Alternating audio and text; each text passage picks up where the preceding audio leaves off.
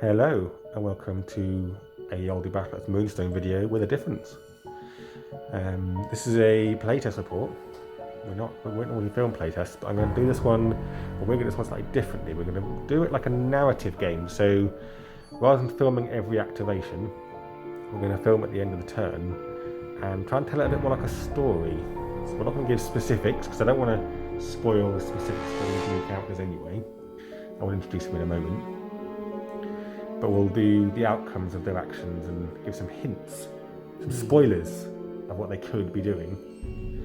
Tell it more like a story. Tell it more like a story, yes. So we'll see how it goes. It's going to be interesting. And we'll also, as you can see, change the lighting. Wanted to make it look a bit more like it's nighttime, because obviously Moonstone happens at night. So it is a bit darker. It's like that on purpose. There's lots of shadowy bits where characters could hide.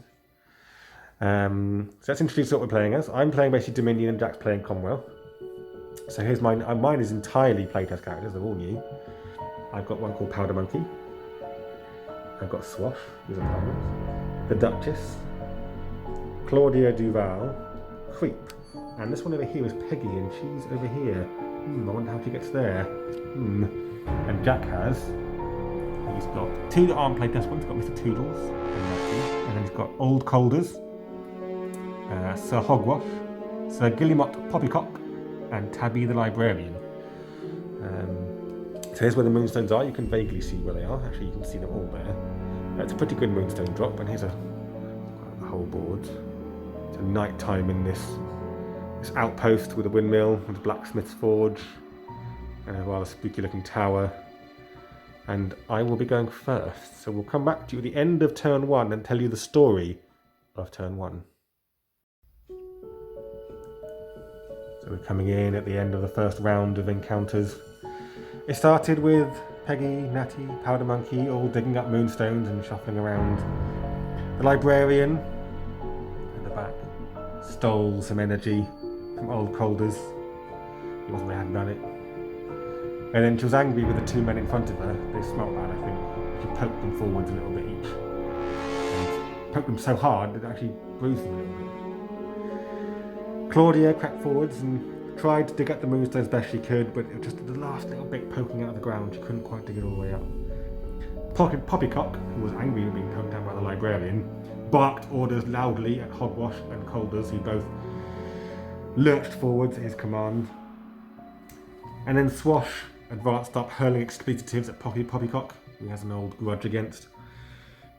Toodles, sort of slightly high at this point, stumbled forwards, tried to dig up a moonstone. He even tried to drink one of his own elixirs, which just made him feel a bit sick. So he didn't get any energy from that. And then Creep moved up, bowing towards Claudia, but much to her dismay, on one of the bows, he managed to pick up the moonstone and stuck it into his pocket. Colders put a little plaster on Hogwash, but bruised didn't hurt anymore, and then just jogged up, ready for the next turn. The Duchess sauntered up and stole some of the very life essence out of Old Colders, giving it to herself.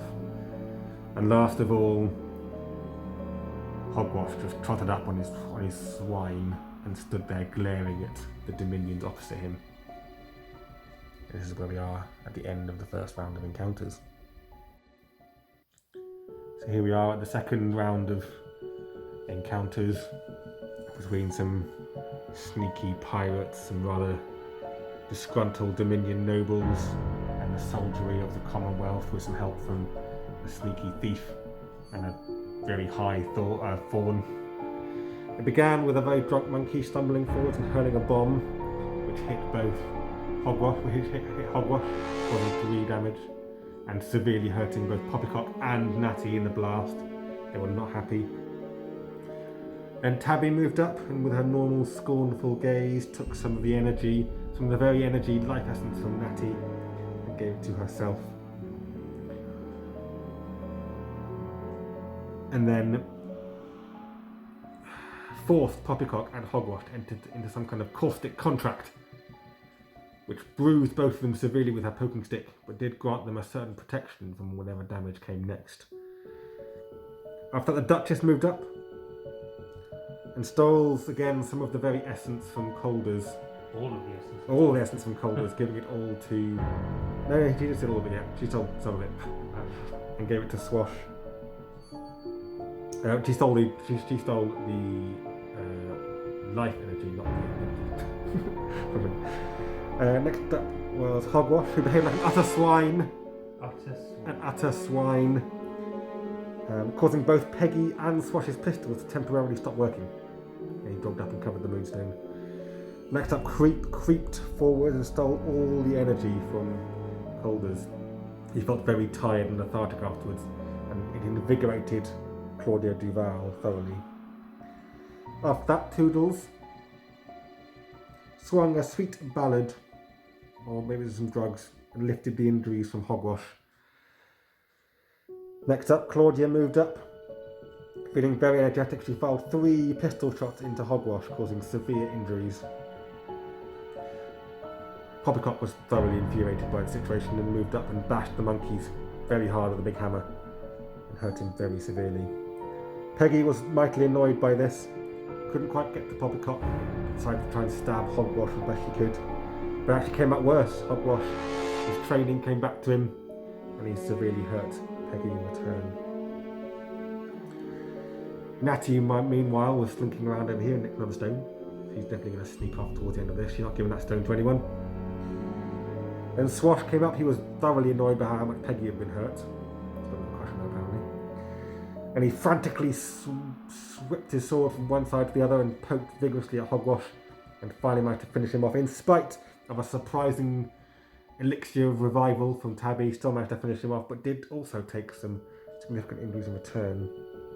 And last of all, Calder's, feeling, again as I said, thoroughly tired and exhausted, managed to stumble over this Moonstone, but could do nothing to it in the ground. We'll move on to see the events of the next round. Alright, third set of encounters here. Start off with the Duchess. Stole some of the life essence from Poppycock this time, rejuvenating Swash. Next up, Toodles. Sung that sweet lullaby again and fed Poppycock some questionable materials, healing him, and then forced a blighted elixir down Tabby's throat, giving her 1 energy. Peggy was angry at having suffered so much damage last turn, was getting quite annoyed at Tabby, so shot her in the face with a pistol, and then retreated. Tabby, seeing that there was danger around, stole some energy from Natty this time again, very mean of her, and gave it to Calder's. And then showed the most scornful face she could at the rather drunken monkey who fell over and died on the spot. And then did the same thing to Swash, although he was not quite so hurt. Claudia, who had grown rather fond of the monkey, took revenge. Fired once, fired twice at Tabby and finished her off.